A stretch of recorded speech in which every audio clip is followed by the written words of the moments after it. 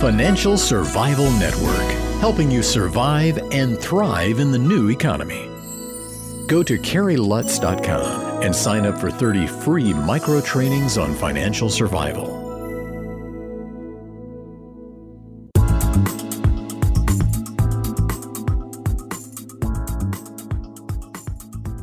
$14.90 WGCH. This is Carrie Lutz. You're listening to the Financial Survival Network.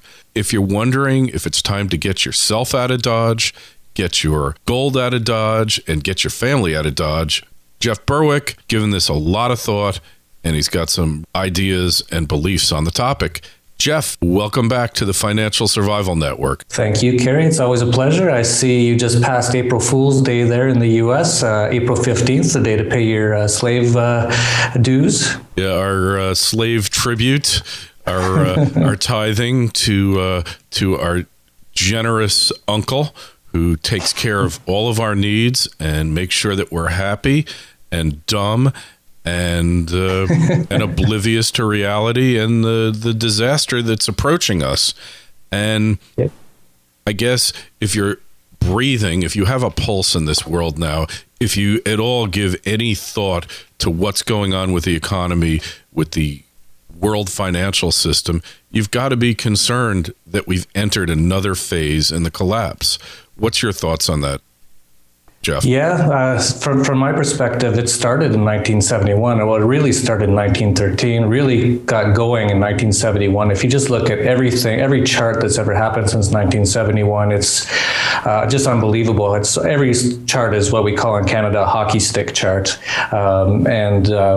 It's really just gotten worse from there. There was a reprieve for a number of years during the 80s and 90s when people actually were fooled into believing the system could work. And things like the internet really helped a lot. Not many people realize that. And even today, people say about inflation, they say, well, there's not much inflation. Well, you have to understand, we just went through the most massive gain in productivity in human history in the last 20 years. And the fact that prices of things didn't go down much over that period of time is actually a proof that there was a lot of inflation, but it was offset. The deflation that should have happened, the decrease in prices that should have happened was offset by all the money printing. And it's all reaching a point now where there's no way to really hide it anymore. So ever since 2007, 2008, that was the real beginning of the end. Then we went through that whole green shoots and recovery BS that the government and the media went through. And now we're entering back into the next stage of crisis. And you're starting to see it all over. You're starting to see it, especially in Europe right now. That crisis has never stopped for even a few days. And then it won't stop until the end of it. There is no way. If you look at the numbers, if you look at the debt, if you look at anything that's going on, there's just no way to keep that boat alive. You raised such a great point, is that the central banks view deflation or increasing purchasing power. Let's call it what it is. Deflation is when the purchasing power of the monetary unit increases. And that means if you have $1,000 in the bank and purchasing power went up 10% in a year, you have the equivalent of $1,100. Bankers hate that. Central banks hate it. Their job is to inflate. And a time in history that you could compare what happened in that last 20 years where productivity went up so high that it offset inflationary pressures in the system was back from 1873 to 1893. After the Civil War, after that debt got paid down, what you had then with no central bank was an increasingly valuable dollar, increasing purchasing power on your money. And for those of us alive today, we don't really understand what that's like and why that's a good thing. And the Fed, the banks have brainwashed most of the population to believe that your money should always be worth less year after year. Your dollars, instead of being worth $1.10 at the end of the year, should only be worth 90 to 95 cents. And inflation is alive and well because the money supply, the monetary base, has been way jacked up by 5 or 10 times. and we just haven't seen proper record keeping, which is hard to do even if the government wanted to do an honest accounting. And it's just interesting that you raised that productivity issue, because 1873 to 1893, before we had that panic, was a time where you could have seen standards of living increasing, people living better than ever before, and prosperity becoming more and more widespread in the U.S. Yeah, if you think about it, I recently just took a day and I decided to think about how the internet has improved my life and what I would have had to do pre-internet to do many of the things I do today. Now, obviously, many of them are not even possible, but just taking the ones that are possible, I just added up all the things I did that day. So, and just give you an example of things I did that day. I booked some airline tickets. I booked a hotel over in Asia, wherever I was going. I did some work. I sent things to people. There's so many things, and not to mention all the education I got along the way, as I was so quickly and easily able to look up anything I needed to know. You know, in the old days, you'd have to actually go down to a library and go through the microfiche or the cards they have there and hope that they have the book. And if it's a government-run public school, they're not going to have any of the books that I'm interested in. So, it would have literally taken me months to do what I did in a few hours, thanks to the internet. So it's been the most amazing increase in productivity in human history by far. Nothing even comes close. And the price of things has not gone down at all. And in fact, they've actually increased. And if you look at the purchasing power of your average American, it has not increased in the last 40 years, ever since they went off the dollar. And if you think about all the productivity that's increased since then, and now you have two parent households working, and they still can't even get ahead. It's all because it's all being taken away, taxed by the invisible tax of inflation. Which is immoral and corrupt and basically undemocratic, because in theory, we're supposed to vote on taxes through voting for our representatives.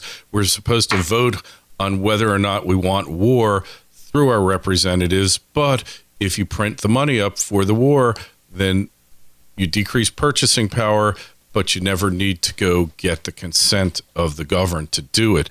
And that leads to the next thing, which is declining freedoms all over the world. The U.S. is definitely up there at the forefront, but I've talked with people in Europe, in England, Great Britain, Australia. It's a trend that is global in scale. Yeah, anywhere in the Western world. And the reason is because the entire Western financial system, so anyone who's bought into this central banking, Keynesian political ways of doing things is all in collapse right now. One of the biggest ones is actually Japan. But every other country, basically any country who's in the West, is in dire straits right now. So all they're doing is printing money and hoping that no one notices. And it's really not a great way to go about it. But that's really the only way out for these politicians. Of course, this democratic, socialist democratic way of doing things is also horrendous. And there's only really one option for these politicians, if you think about it. Barack Obama didn't campaign, or he did campaign on hope and change. So it's going to be very hard for him to walk up to the microphone and say, hey, remember all that hope and change? I was totally wrong. We're bankrupt. There's no Social Security checks going out. There's no Medicare is going to get paid today. You can just imagine. So he looks at that as his one option. The other option is get Ben Bernanke to continue to print money, which will make the system last a little bit longer, because all it does is fool people into thinking that they're richer for a short period of time. And then, in fact, what they do is they go and they spend more when they should be doing the exact opposite. They should be saving and preparing for the collapse of this system and a big change in the way the world works. Instead, because of the media, which is basically one and the same with the government, they just read government press releases straight off of the teleprompter, that no one is prepared for what's going to happen. And we talked about this before the show, Carrie, and that's really terrible as well, is that hardly anyone even really realizes what's going on. We're headed towards hyperinflation. At the rate it's going, it will go into hyperinflation in the next few years, and there really is no other option. The other option is all the Western nation states go bankrupt. There's a massive collapse of the financial system. All banks basically would go under. It's just, there's no good answer here, but for politicians, there's an easier answer, and the easier answer is inflation, because they can always blame inflation on someone else. They don't have to walk up and say it was their fault. That's right. It's all the speculators. Yeah, or they blame it on China or greedy corporations, which they're really enjoying Occupy Wall Street saying that right now.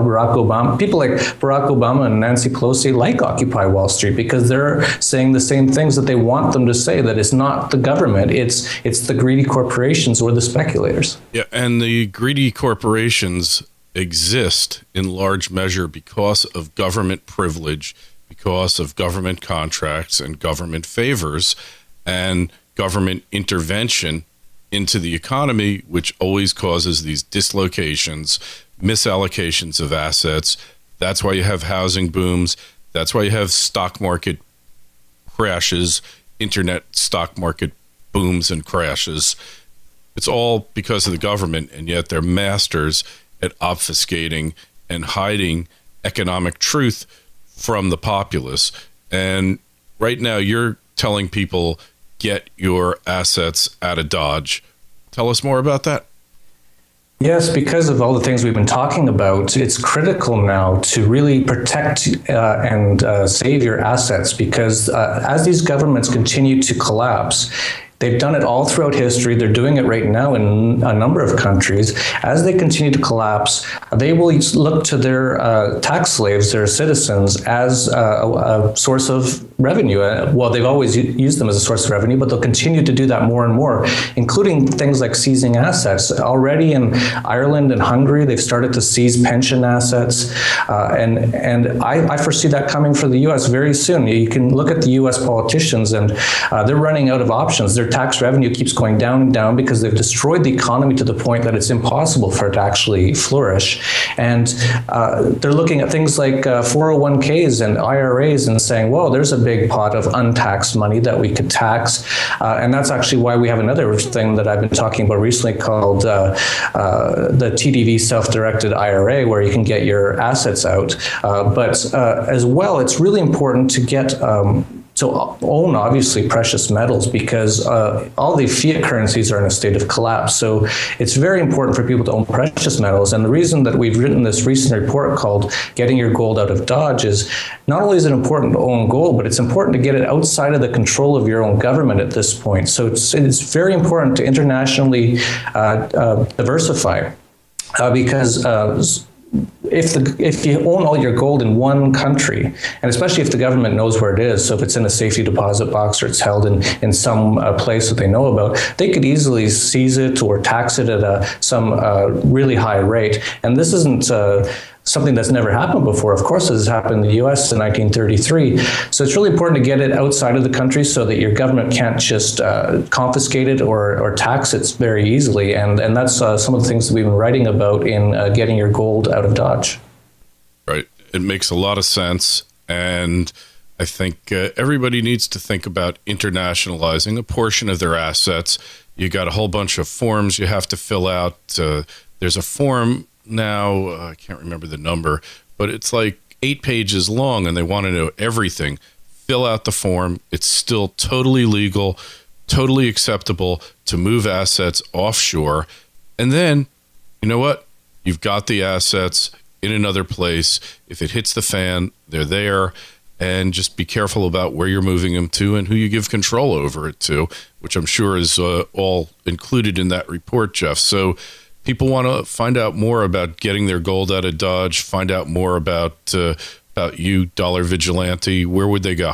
You can go to goldoutofdodge.com. That's where the report is available. It's available for $44.95, or it's free for subscribers of the Dollar Vigilante. And if you want to subscribe to the Dollar Vigilante, it's just dollarvigilante.com. That's dollarvigilante.com. Hey, I didn't even have to ask you to spell it this time for our dumbed down Americans.